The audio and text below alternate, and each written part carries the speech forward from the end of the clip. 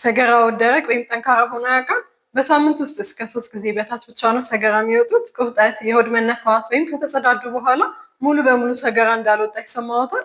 ለእነዚህ ጥያቄዎች አዎ ብሎ ከመለሱ በተለምዶ የሆድ ድርቀት ተብሎ የሚጠራው ህመም ሊኖርብዎ ይችላል ማለት ነው። ድርቀት የተለያዩ ምክንያቶች ሊኖሩት ይችላሉ። ለምሳሌ በአኗኗር ዘይቤ፣ በመድኃኒቶች፣ በተጓዳኝ የጤና ህመሞች፣ በዳሌ ወለል ጡንቻ ችግሮች እና በትልቁ አንጀት ያሉ ችግሮች ምክንያት ድርቀት ሊከሰት ይችላል።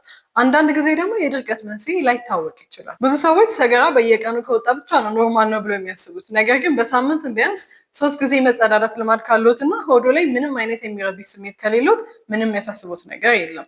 ምክንያቱም ሁሉም ሰው የመጸዳዳት ልማዱ የተለያየ ነው። መቼስ የብዙ ሰው ጥያቄ የሚሆነው ቤት ውስጥ ምን ማድረግ ይችላለሁ የሚለው ነው። የሆድ ድርቀትን በቤት ውስጥ ለማከም የሚረዱ የተለያዩ መንገዶች ሲኖሩ ከነዚህም ውስጥ የሚጠቀሱት አንደኛው በየቀኑ በቂ ውሃ መጠጣት ነው። ማለትም የሚጠጡት መጠን ለወንዶች እስከ 3.7 ሊትር፣ ለሴቶች ደግሞ እስከ 2.7 ሊትር ነው።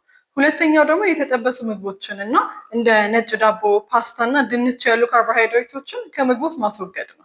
ሶስተኛው እንደ የዶሮ ስጋ ያሉ ስጋዎችን እና ዝቅተኛ ቅባት ያላቸው የወተት ተዋጽኦችን መመገብ ነው። አራተኛው በየቀኑ በሚመገቡት ምግብ ላይ ፍራፍሬዎችን፣ አትክልቶችን፣ ሙሉ እህሎችን ማዘውተር ሲሆን እንደ ብርቱካን፣ አናናስ፣ ማንጎ፣ አቮካዶ እና ፓፓያ የመሳሰሉ ከፍተኛ ፋይበር ወይም ቃጫ ያላቸው ምግቦች ከምግቦት ጋር በደንብ ይሰዱ። በአብዛኛዎቹ ፍራፍሬዎች ውስጥ ያለው ፋይበር የሚገኘው በቆዳቸው ውስጥ ስለሆነ እንደ ፖም ያሉ የሚበሉ ልጣጭ ያላቸው መብላት ጠቀሜታ አለው። ከጭማቂ ይልቅ ደግሞ የተቆራረጡ ፍራፍሬዎችን መመገብ ተመራጭ ነው።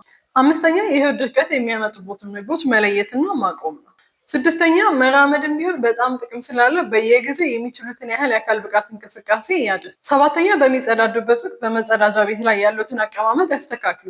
ትክክለኛው አቀማመጥ መሆን ያለበት እግሩን በትንሽ ወንበር ወይም እግር ማስደገፊያ ላይ ከፍ ማድረግና ወደኋላ ደገፍ ማለት። ይህ መንገድ ሰገራ ማስወጣትን ቀላል ሊያደርጉ ከሚችሉ መፍትሄዎች ውስጥ ይካተታል። ስምንተኛ አሁን ደግሞ የተዘወተረ ያለው ሰገራ ለማውጣት በሚሞክርበት ጊዜ ስልኮን ይዞ መግባት ነው። በሚጸዳዱ ጊዜ ስልክ መጠቀም በመጸዳጃ ቤት ላይ የሚቆዩትን ጊዜ ይጨምራል። ይህም በጡንቻዎች ላይ ጫና ይፈጥራል። ስለዚህ በሚጸዳዱበት ጊዜ ስልክና ሌላ ሀሳብ የሚከፋፍል ነገር ይዘው ወደ መጸዳጃ ቤት አይግቡ።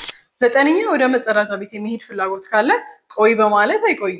ምክንያቱም ከአንጀቱ ወደ አእምሮ የሚላከውን ሲግናል ወይም መልእክት እንዲዛባ ያደርጋሉ። ድርቀት አዲስ የመጣ ችግር ከሆነ፣ በሰገራ ውስጥ ደም ካለ፣ ያልታሰበበት ክብደት ከቀነሱ ወይም ሰገራ በሚወጡ ጊዜ ከባድ ህመም ካለብዎ ከላይ በተጠቀሱ ዘዴዎች ድርቀትን ከማከም ይልቅ ወዲያውኑ የጤና ባለሙያን ማማከር የተሻለ ስለሆነ ጊዜ እንዳይፈጁ። ስለ ድርቀት ሙሉ መረጃ ከፈለጉ በዩቲዩብ ቻናላችን ጤናችን ሄልዝ ሚዲያ ገብተው ማየት ይችላሉ።